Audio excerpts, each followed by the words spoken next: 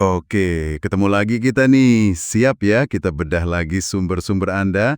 Kali ini kita fokus ke amalan menyambut malam 1 Muharram 1447 Hijriah. Yang kalau di kalender Masehi itu jatuhnya Kamis malam, 26 Juni 2025 ya. Soalnya kan 1 Muharramnya hari Jumat, 27 Juni.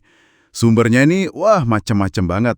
Ada dari Detikcom, Kumparan, terus ada Baznas, NU Online juga, bahkan Lemon8, sampai kutipan akademis dan kitab klasik. Lengkaplah pokoknya. Muharram ini kan bulan spesial ya. Bulan pertama, terus salah satu dari 4 bulan haram yang Allah muliakan. Kayak disebut di At-Taubah ayat 36 itu kan ya. Nah, misi kita sekarang, kita gali nih, apa aja sih amalan yang dianjurkan dari semua sumber ini. Terus maknanya apa, ada catatan penting apa gitu di baliknya. Siap ya? Yuk kita mulai. Kalau ngeliat sekilas nih, kayaknya yang paling banyak disebut itu doa ya. Doa akhir tahun sama awal tahun. Betul sekali, itu kayaknya jadi highlight utama ya. Doa akhir tahun, itu kan dianjurkannya dibaca pas abis asar ya, di hari terakhir Zulhijjah. Kamis tanggal 26 Juni itu berarti. Iya iya. Esensinya sih lebih ke refleksi ya. Kita mohon ampun buat setahun ke belakang, terus berharap amal baik kita diterima lah. Oke. Di sumber Anda kan ada tuh kutipan dari Kiai Haji Sholeh Darat. Disebutin fadilahnya kalau baca 3 kali bisa terlindung dari setan setahun gitu. Wah menarik tuh. Tapi nah ini menariknya, ada juga pandangan lain, kayak dari Bakar bin Abdullah Abu Zaid yang dikutip Detikcom, beliau ngingetin sebenarnya nggak ada dalil syariat spesifik gitu buat doa ini. Oh gitu. Iya, tapi ya namanya berdoa dan kapan aja baik ya, nggak dilarang juga. Ah iya iya. Jadi ini langsung ketemu titik yang perlu dicermati ya.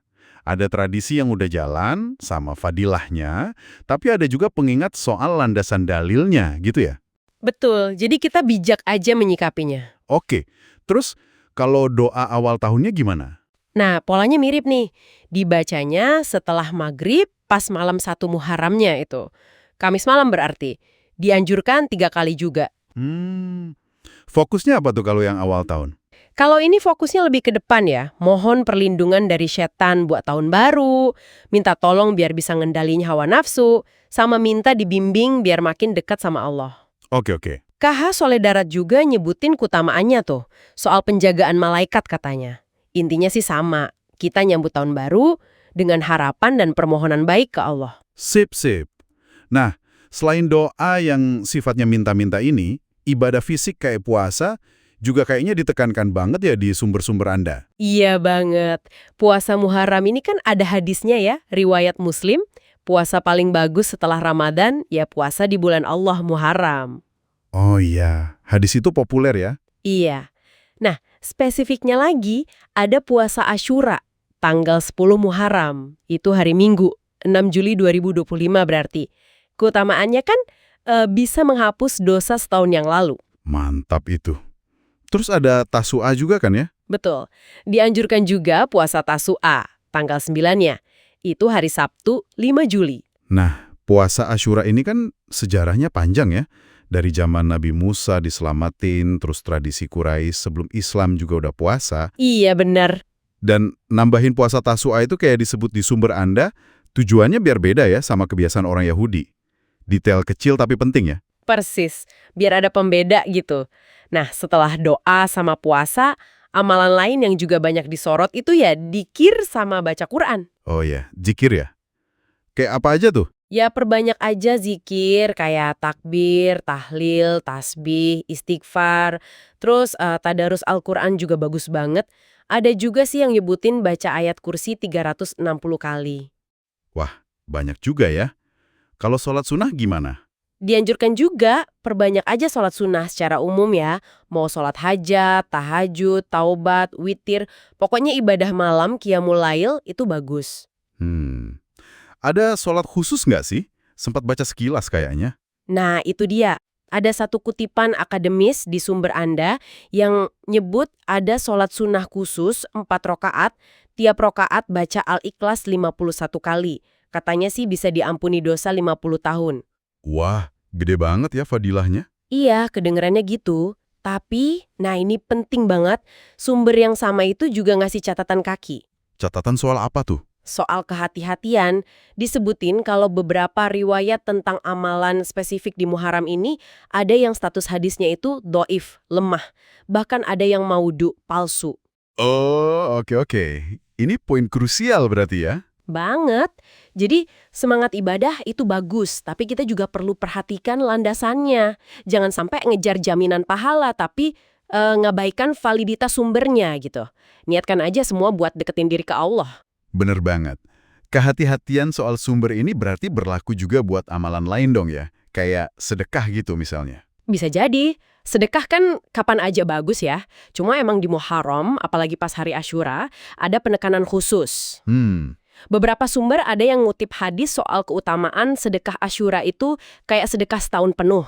Tapi ya itu tadi, validitas hadisnya juga perlu dicek lagi menurut catatan akademis itu. Oke, praktik kayak ngusap kepala anak yatim itu juga sering disebut ya?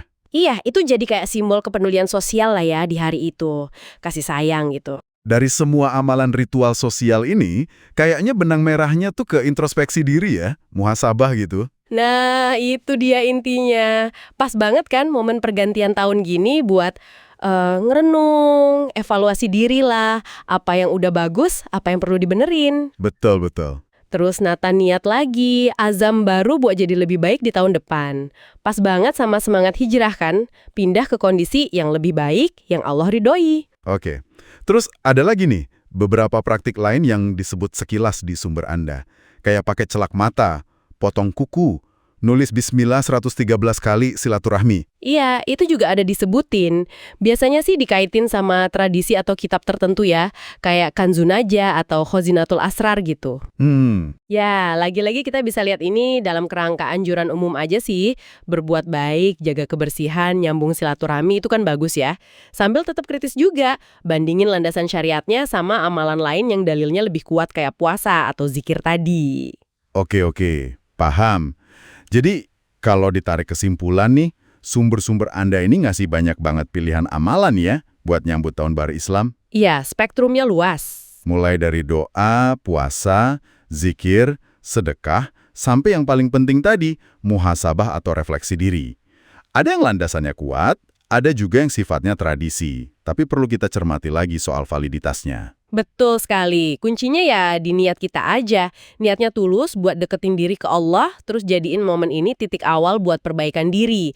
Amalannya bisa dipilih mana yang paling pas buat kita, yang penting semangatnya itu. Nah ini dia. Buat Anda yang lagi dengerin, ini bisa jadi bahan renungan yang bagus nih. Dari sekian banyak pilihan amalan yang tadi kita obrolin bareng dari sumber Anda, kira-kira mana ya yang paling klik atau paling bermakna buat Anda pribadi nih untuk mulai lembaran baru di tahun 1447 Hijriah nanti? Dan gimana Anda bakal coba mengintegrasikannya dalam resolusi atau ya perenungan pribadi Anda menyambut tahun baru? Coba direnungkan ya. Sampai ketemu lagi di pembahasan mendalam kita berikutnya.